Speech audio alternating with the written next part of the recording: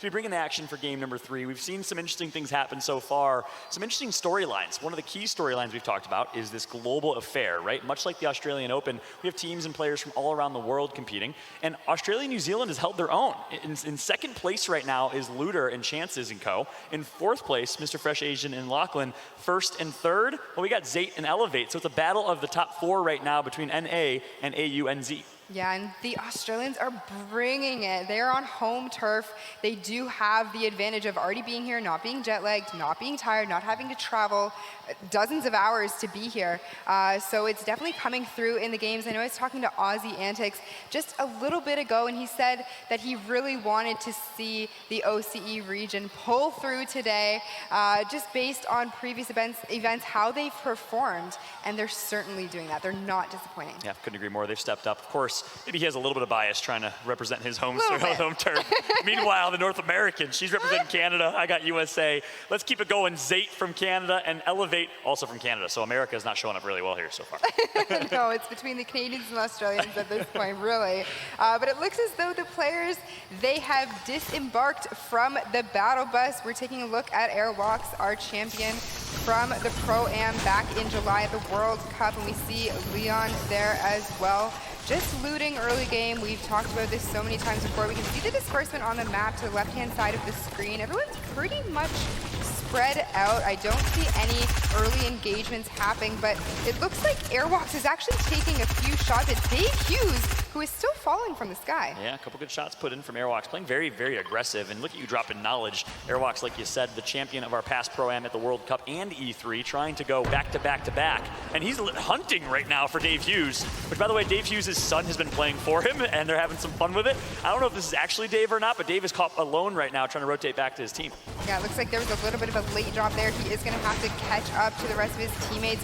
We do have Harpy here, just trying to farm up outside of Salty Springs. We have Shady down at the bottom, and Matt is there as well. So this team looking pretty good, pretty compact in how they're spread across here, and that's really key. That's what we've seen a lot of the teams excel in today, is staying cohesive and staying as a unit throughout the games. It's helped them for sure. Yeah, you're spot on. They also recognize they have this POI entirely to themselves, so they're just going to spread out, loot up as fast as they possibly can. Much like you're playing an online match of Fortnite and you drop as a team, if you have that entire place to yourself, spread, loot, be in cohesion, and work after that to rotate properly. Of course, Matt O'Gorman, a musician, member of British India, a band here locally in Australia. But some early fights going on. Cloud9 Blackout going to take out one. He does get the elimination there, nets himself a little bit more health, is going to edit into the box, but does take a little bit more damage, gets his shield ripped off completely, but does get the elimination, back up to 98 health, has the mini, is going to pop it, but he is taking some shots, so Tweaks is going to actually have to build for him a little bit, drops down. James Ward down at the bottom, trying to scout to see where these shots are coming from, but Blackout's up at the top of his structure. It looks as though he is going to try to take a couple of shots.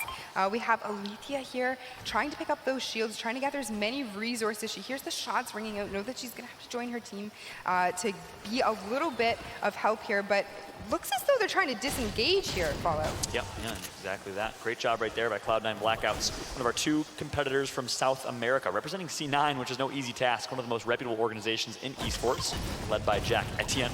And of course, doing it very well. Blackouts has performed very well from what we've seen so far from him, and ultimately they're going to win that fight, and an early elimination picked up from Blackouts, and they're going to just retreat and reset. On board now with Symmetrical from CLG, a little bit of a swan dive right there. Yeah, it always gives me a little bit of anxiety. You feel that in the pit of your stomach. When you see them, you're like, oh no, hopefully they don't hit the shore. Oh my goodness, but he surely made good work. Oh my God, surely, because it's water. I can't handle this right. Sure, she's been on point, by the way, all weekend with the puns. I don't know how she's always on top of her game with them, but I gotta. What are you talking about? I can't handle it. Oh I literally can't handle it. You know what? I'm gonna soon be casting by myself. Fallout. It's gonna drop his headset and walk away. And just walk away. I gotta find someone that can keep on your level with the puns and deliver them back. That's for sure. Symmetrical here, just farming up his mats. He does have max brick, but it would be nice to. I gotta stop. 3 for 3. This has been 3 in the matter of 15 seconds. Someone stop this woman, please. It's impressive. And speaking of our female competitors here, Snezana is one of our ball girls here locally at the Australian Open. Awesome experience and opportunity to play with some pro players, playing alongside TSM Zexro, one of the greatest to do it, and Mind Freak Jakey. That's a pretty awesome lineup. Let's see if they can step up here, as they weren't pretty high on the leaderboards, if I remember correctly. Looks like she's pretty split from the rest of her team, but slowly going to make her way back to Mr. Jakey. Yeah, and here we see Benson just staring off into the sunset. Very serene. I like long walks on the beach and just enjoying all that Fortnite has to offer. So does Australia, they agree. Loving that. It looks like he's on the Gold Coast or something like that, being in Australia. Yeah, Bondi Beach there, mate. Back to Symmetrical now. Looks as though they're hunting for players. They are in the zone. The zone is closing in, but they're really just scouting to try and get a little bit more resources under their belt in order to be prepared for the next engagement. And look at Zayt here, just on the side of Craig. And what do we see right before Zayt? We saw Benson just enjoying the horizon. We saw a boat fishing. This is a wonderful, relaxing game of Fortnite right now. I've never seen anything like it. I feel so at ease. I feel very zen right now. These players are definitely bringing me to my center again. But Zayt, you can see, just looking around, knows that there's a player behind him, keeps checking behind him. We're going to have to see if he does engage on him, but we are back to replays. And his team, they're approaching a POI here, and they're going to see if they can scout any players that will still be in Dirty Docks, seeing if they're going to be able to get any shots off on anybody. We are playing one more game after this, so typically in Game 3 you would see a lot more aggression early on from teams that unfortunately just haven't placed as well so far, but that's not the case. We've got people looking at the beach, at the horizon, we've got people in boats. Definitely different than what we've seen from the first two games, for sure. Yeah, it's been a very serene game number 3 here.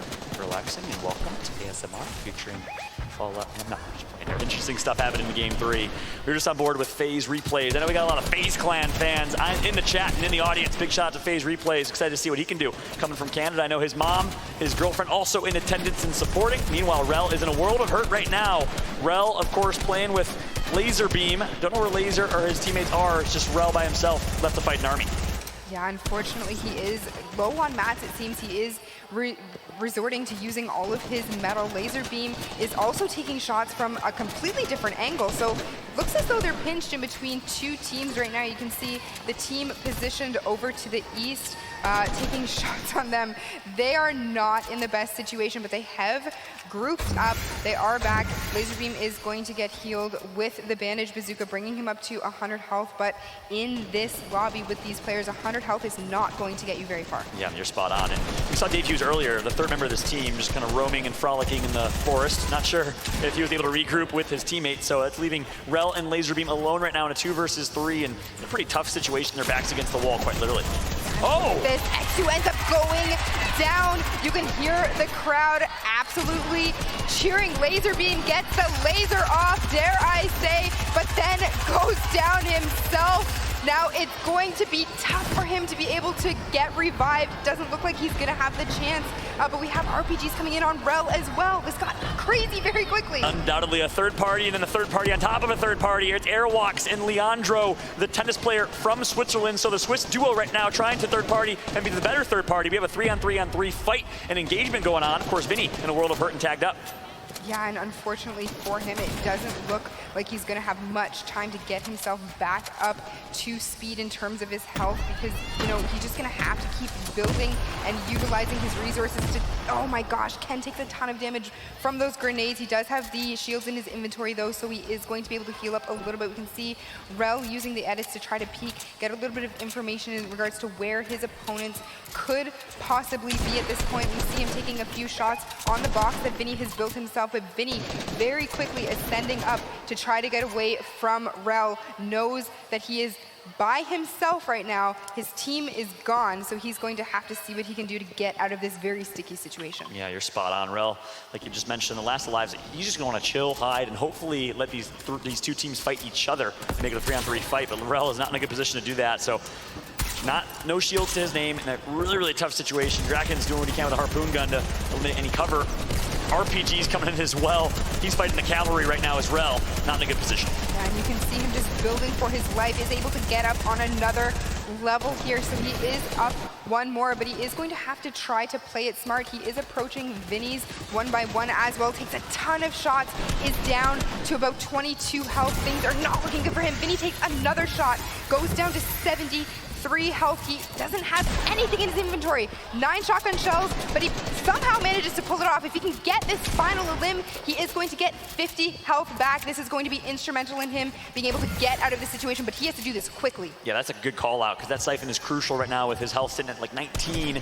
Is he able to get it? No. Blackouts actually gets the elim on Steve Nicholson, but Blackouts is still knocked right now. I don't know if Vinny's going to try and play aggressive and finish the elim or just try to survive. Rel, though, is somehow able to sneak away of that fight and leave unscathed relatively. Meanwhile, Vinny still with only 19 HP, and the revive did come through. Drakens is up. Now, Rel used the engagement on Vinny as a distraction to get himself to disengage out of that whole situation, which was an excellent call on his point. He knew that the fire was not on him anymore, so he said, you know what?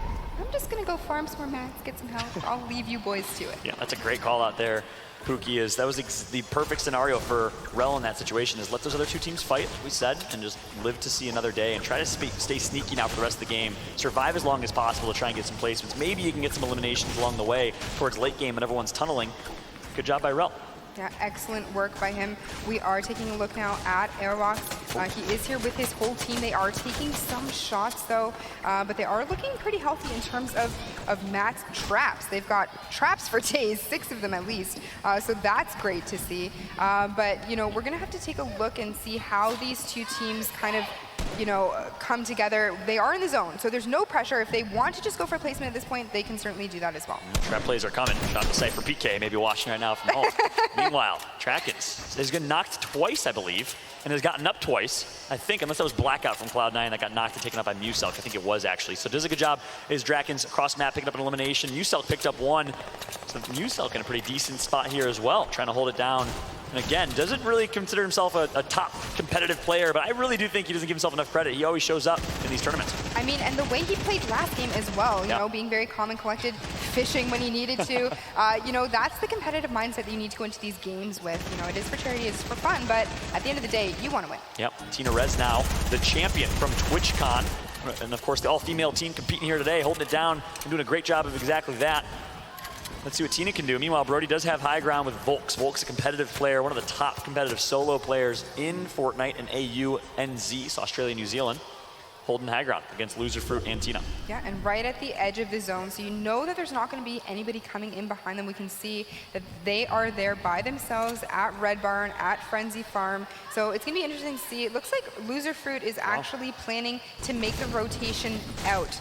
They're not interested in engaging. With 25 teams left, we are far from placement points. Yeah, and Volks and Go, like seeing that actually, oh no, they do realize it. So great disengage right there. That's a good call out, Pookie. Great disengage from Tina and Loser Fruit, again, to get an early rotation, because it seems like the rotation is quite far. And keep in mind, in the current metagame or gameplay of Fortnite Chapter 2, there's not a ton of mobility like there was in Chapter 1. So you got to rotate early. That's important. Loser Fruit and Tina recognize it. Great shot calling coming in from them. Yeah, and excellent work using the zone to their advantage, having the zone at their back, knowing that there was only a few spots that they needed to really cover by. It's not just about making the rotation, it's making smart rotations. It's your pathing as well. We don't really talk about that too much, but honestly, whatever you can do to conserve materials, to make sure that you're not taking any kind of damage so that you're set up better for endgame is really what you're trying to be doing in these games right here, and they play it perfectly. Yeah, that's a scary thing when you have Benji Fishy flying at you if you're Leandro. Leandro's gonna get taken out. The Swiss 18-year-old tennis player gets taken out in this one. Benji Fishy hunting for an elimination, and he gets it. Benji Fishy, now known as the Flying Fish from now on. I'm just gonna say it. At him, Benji Fishy, the flying fish. Let him know. Make sure he's well aware. As we just saw right there. Ellie, a Bachelor contestant here in Australia, going to get taken out in the top left of your screen. And meanwhile, a lot of key players alive. Ghost Trapped, a member of Ghost Gaming locally here in Australia, playing with Yanakis and Dominic Stricker, who is a tennis youth player as well. Let's see what they can do if they can have a good game number 3. Of course, Zayt, who is currently our score points leader, has been so consistent. That's what Zayt does so incredibly well, is consistency. He's done his entire career. Yeah, and if we just take a look at the positioning here, I just want to talk about the positioning from Airbox and his teammate. Now, this is brilliant. Now, we talked a lot about how there isn't any mobility in the game, but we have forgot that at Steamy Stacks, they have the stacks there and they're able to actually utilize those much like a launch pad really to disengage if they need to, and they're built up right on the side. So even though they do have zone, regardless of where the next zone is actually going to be placed, they have excellent rotation that they can jump into the stack, use their umbrella, use their glider to get to the next zone pretty effectively. That's a great call out. You know, we mentioned in chapter 2, not a lot of mobility. Well, this is one area of the map that actually gives you mobility. So as you said, wherever that circle does end up here next, they have an easy rotation there. Probably the most well-positioned right now currently. And guess who one of those two teams are? It's Looter, Chances, and Co. They're currently in second place after a great game number 1. So I'm excited to see if they can do it again here in game 3. Definitely not surprised that they're the other team on the other stack there. They're all alive, and unfortunately for Awox and Leon, they have lost their teammates. So we're gonna have to see if these two guys decide to engage at all. And it does look like Looter and his teammates are the flying fish out. The flying fish is back! Benji's back! Oh my goodness, I told you guys, I called it the flying fish in all his glory. Taking some shots. Oh no, Benji, what are you doing? Oh my land. This looks like Loot Lake from chapter 1 right now with people all over the place, right? And it looks like Benji Fishy decides to get aggressive with Alethea. Great shot calling coming through, because guess what? They now have a little bit of a high ground here, but looks like Richie, the race car driver, who in my eyes has been one of our 3-4 celebrities who has performed very well, is doing a good job kind of getting some edits in and trying to maintain at least some wall control. Absolute incredible positioning from Benji Fishy and his team taking the high ground, and again having that stack there to utilize for mobility if they do need, splitting some mats here, splitting some grenades so that everybody has the appropriate items in their arsenal. That they're, look at this, they're trying to coordinate the grenade toss, and they do it. They have 4 grenades that are going over. Oh my goodness, are you kidding me? Kobe with the shot there is Benji with a beautiful shot call. This is why he's one of the best in the world, ladies and gentlemen. They just double-limbed 2 members of Looter's team. What a performance and what coordination. By the way, they've only been playing together for a few hours. What did I just watch? Right now. I'm fainting.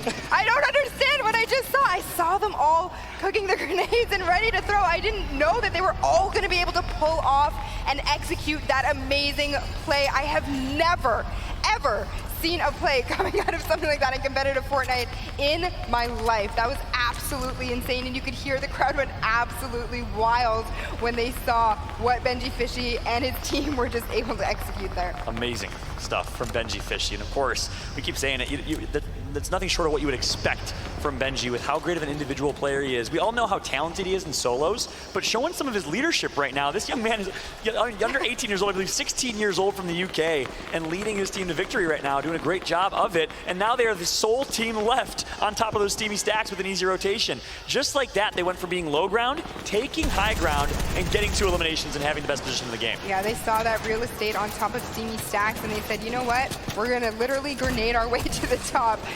This is our area. Now you see Som getting the elimination on Volks. Volks does end up going down. Som picks up the big shield, is going to heal up. We are over at Lachlan and his team right now as well. They are taking shots. Things are starting to heat up. We are in the 5th zone. Things are going to get wild very quickly. You're spot on. Som, currently a free agent, by the way, former CLG, 2nd place at World Cup behind Booga. Great performer, has been doing it since Summer Skirmish way back in 2018-19 era. And he's showing up here today, picking up an elimination. But I want to point something out. Mr. Fresh Asian has picked up 4 or 5 eliminations in the top left of our screen here in the elimination feed. So he's having a great game 3 as well. Ruben Styles with an elimination on Rel. Are you kidding me? Ruben and Peking Duck showing up. Unbelievable. That RPG was instrumental in that elimination for him. 15 teams alive, 35 players left. We are approaching the first threshold for placements.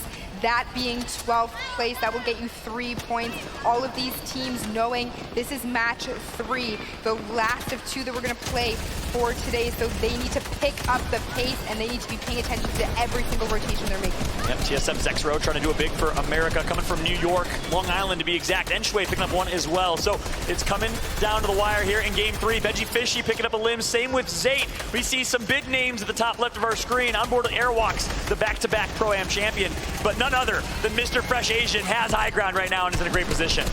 Yeah, look at these teams just absolutely fighting for zone right now. You can see Airwalk taking a ton of damage on his build. Boost up unfortunately goes down. Doesn't look like there's going to be any chance of revival. Is getting harpooned, and now he is. That was a harpoon? That was the harpoon gun. Are you kidding me? Yeah, they are using it to get his loot over to their 1x1 so that they can effectively just beef themselves up for the final rotations here. You can see again Lachlan up at the top of Mr. Fresh Asian. Perfect positioning coming out of those guys, but they do have to be very careful. Now they are starting to tarp out. They're starting to tarp out over the water, which is actually a very good play because if you do end up being shot down, no fall damage. Yeah, that's a great call out.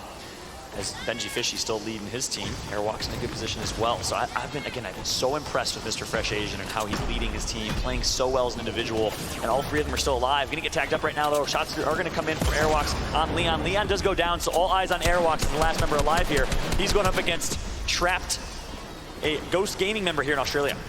Yeah, and it looks as though he is trying to build reinforce, get Leon to come back a little bit so he may be able to get the revive off. The other players, I don't think understand where he's been, but unfortunately for him, he is going to have to make it to the zone. It is ticking by 10 at this point, so he's not going to have the time to get up his teammate. He is going to be alone for the rest of this game, so we're going to have to see what he's able to do here. FaZe, NRG, 100 Thieves, so many great organizations still alive here, and their players are representing well. TSM as well with Zexro on screen. Mr. Fresh Asian, though, of Renegades doing it well with 3 eliminations to his name right now, and high ground in a good position. Under some duress right now from an RPG coming at him. And he's going to be able to almost get a tag on Magma. Ooh, that edit, though, ends up getting Magma down, gets all of his loot, gets the health as well. He is going to have to prepare because there are still 11 teams and the 17 players alive. So we have hit the first threshold for placement points. We see one of the X2 twins, Jordan, unfortunately in the zone. His health is going to be going down very quickly, and he does end up falling there on the bottom of the screen. You can see Benji Fishy as well, trying to go through. He just floppered, so he might actually make it out. We're gonna have to see if he does or not. Epic Will at the very top, playing for his life. He is by himself, but you know what? Epic Will is such a consistent player. He goes for the trap, unfortunately doesn't get it off in time, and the other player was able to escape. Richie Stanaway picking up elimination on Airwalk. So I mentioned how we've been by Richie. Mr. Fresh Asian gonna get tagged up for a headshot. Great shot from Epic Whale from NRG, a great performer at World Cup who's really shown up big here in 2019 and 2020 as a top player in Fortnite. Mr. Fresh Asian though, with Epic right above him. It's going to be an interesting fight, an interesting battle for high ground here. Let's see if Mr. Fresh Asian has some more tricks up his sleeve like he did in game 2. Yeah, and you can see Epic Will did end up taking Lachlan out there. We have 12 players left in this lobby, but it seems like so many more when this zone is moving. The pressure is on, and you're going to have to use everything you have. Everything is coming down to this moment right here. 10 players left, 9 teams. That means 1 duo is left. The rest are solos. It is everybody fighting for their lives at this point. Yeah, well, Buffer's going to take out one, but tough spot. Temp is going to go down here. Mr. Fresh Asian has the flopper. Same situation as last. We said 1,000 IQ last game. Let's see if he can do it again. Yeah, and he is lagging a little bit behind Cease, but he is methodically building over. You can see using the floppers to mitigate a lot of that storm damage, not panicking at all. Zate is going to rain down some shots with that SMG, is going to take a moment to make sure he's at maximum shield, but does hold high ground right now over everyone else in this lobby. Yeah, you called it. All solos left, I believe. It's a one-on-one. 5 players left alive. Benji Fishy trying to hold it down for the UK and EU, who hasn't shown up incredibly well yet. Cease trying to do it as well. Mr. Fresh Asian does get taken out here. Zate is holding it down with high ground, but it's not, maybe not for long. Cease just tunneling and staying alive here on low ground. Yeah, and he is actually going to go back into the storm to see if he can get anything out. Has 10 health left, but has a ton of mats. Oh my gosh, Cease actually gets taken out by Zate. Oh my gosh, we have 2 players remaining. Benji, I think. No, Rory against Zate. Zate has 8 health left, 6, and it's not going to be enough. Rory ends up again from the high ground with the RPG. Second game in a row. We have seen it.